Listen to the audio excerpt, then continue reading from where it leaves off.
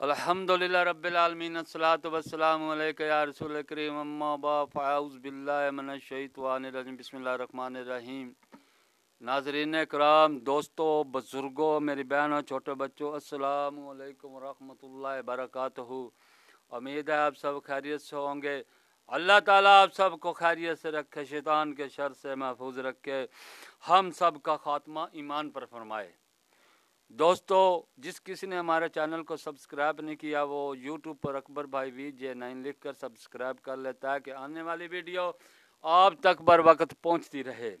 आज की वीडियो का इन्वान है, कब्र का अजाब बड़े गुनाह पर नहीं हो रहा था। हजरत इब्ने अब्बास रज़ी अल्लाह ताला अन्हु ने फरमाया कि नबी सल्लल्लाहु अलैहि वसल्लम मदीना या मक्का के बागों में से एक बाग में से गुजर रहे थे कि दो इंसानों की आवाज़ सुनी जिन्हें अपनी अपनी कब्रों में अजाब हो रहा था। इस पर नबी सल्लल्लाहु अलैहि वसल्लम ने फरमाया, इन पर अजाब हो रहा है। इसके बाद फरमाया, हाँ, बड़े गुनाह पर नहीं। इनमें से एक पेशाब करके नहीं बचता था, दूसरा चुगली खाता था। इसके बाद हजूर सल्लल्लाहु अलैहि वसल्लम ने फरमाया कि खजूर की एक शाख मंगवाई। भाई दरख्त से, खजूर के दरख्त से एक शाख को तोड़ कर लेकर आओ। साहब भी एक शाख को तोड़ कर ले गया। आप सल्लल्लाहु अलैहि वसल्लम ने शाख के दो टुकड़े किए, एक कब्र पर रखा, दूसरा दूसरी कब्र पर रखा। साहबा ने अर्ज किया, या रसूल अल्लाह सल्लल्लाहु अलैहि वसल्लम, ये किस लिए रखा है? आप सल्लल्लाहु अलैहि वसल्लम ने फरमाया कि इन दोनों जो कब्र में हैं, एक जो पेशाब कर पेशाब के छींटों से नहीं बचता था, उस पर इस वजह से अजाब हो रहा है। दूसरा चुगली खाता था, यानी कि एक दूसरे की बात दूसरे को बताता था। एक की बात सुनकर दूसरे को बताना, दूसरे की सुनकर तीसरे, यानी एक दूसरे की वो चुगली करता था। ये छोटे ये बड़ा अजाब नहीं था।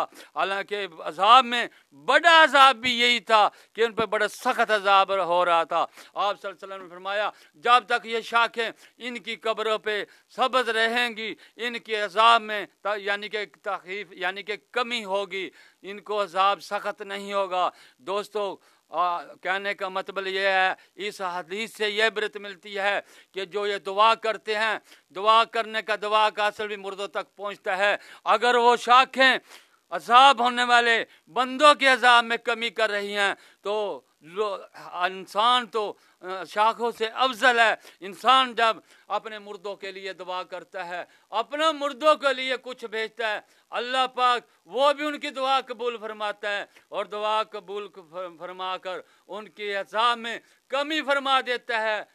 चाहे ये रब की मर्जी है कमी कर दे, चाहे सारे गुनाह माफ करके उन्हें जन्नत अता फरमा दे।